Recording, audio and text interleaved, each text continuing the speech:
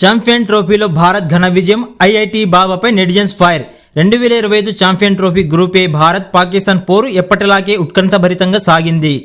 Dubai international cricket స్టేడియంలో జరిగిన ఈ మ్యాచ్లో భారత్ 45 బంతులు మిగిలి ఉండగానే 7 వికెట్ల తేడాతో ఘన విజయం సాధించింది. ఈ విజయంతో భారత జట్టు గ్రూప్ ఏలో అగ్రస్థానాన్ని దక్కించుకుని సెమీఫైనల్ కు ఒక్క అడుగు దూరంలో నిలిచింది. కాగా మొదట టాస్ గెలిచిన పాకిస్తాన్ కెప్టెన్ మొహమ్మద్ రిజ్వాన్ బ్యాటింగ్ ఎంచుకున్నాడు.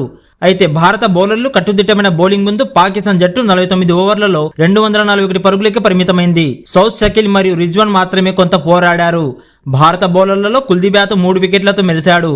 హార్దిక్ పాండ్యా అద్భుతమైన కంట్రోల్తో పాకిస్తాన్ రన్ రేట్ ను కట్టడి చేశాడు.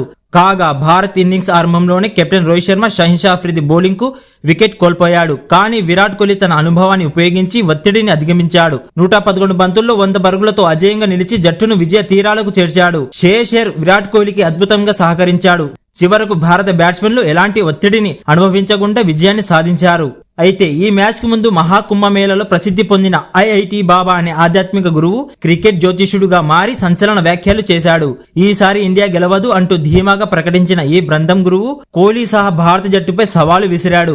ఇప్పటికే చెప్పేశాను ఇండియా గెలవదు అంటూ ధైర్యంగా భవిష్యవాణి చేశాడు. ఈ వీడియో సోషల్ మీడియాలో వైరల్ కావడంతో భారత అభిమానులు తీవ్రంగా స్పందించారు. కొందరు అతన్ని ప్రచార యంత్రంగానే చూస్తే మరికొందరు ఈ జోస్యంపై ఉత్కంఠగా ఎదురు చూశారు. కానీ భారత విజయంతో ఐఐటి బాబాకు ఎదురు దెబ్బ తగిలింది. ఫ్యాన్స్ ఆయనపై మీమ్స్, ట్రోలింగ్ దాడి ప్రారంభించారు.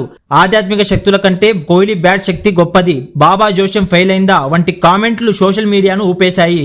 భారత జట్టు విజయంతో క్రికెట్ అభిమానులు సంబరాలు చేసుకుంటుండగా ఐఐటి బాబా మరోసారి నెటిజన్ల చేతిలో తీవ్ర విమర్శలకు గురయ్యాడు. అదృష్టం భవిష్యవాణుల కంటే క్రీడాకారుల కృషి, కఠినమైన శ్రమే గెలుపుకు మార్గమని ఈ మ్యాచ్ మరోసారి నిరూపించింది.